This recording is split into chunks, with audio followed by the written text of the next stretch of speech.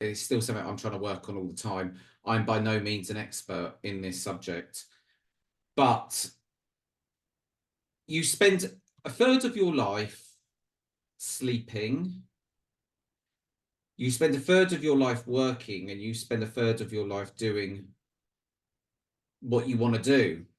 And the amount of time we will spend thinking about the past or thinking about the future and not being present in the moment, it's craziness. You've got to live your life in the present, but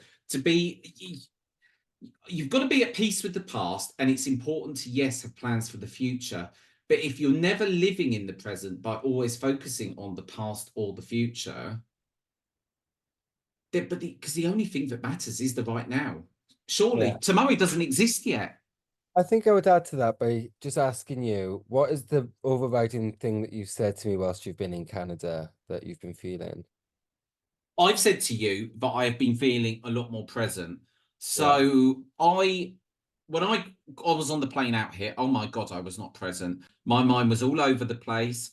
I'd got into my mind that I was really going to miss Matt when I was away, and I was going to find that hard. I was worried about what I was thinking about everything other than the plane seat I was sitting in. Honestly, it was crazy. Honestly. But since I've been here, I have become more present. I've gone through my life recently has gone through a lot of change.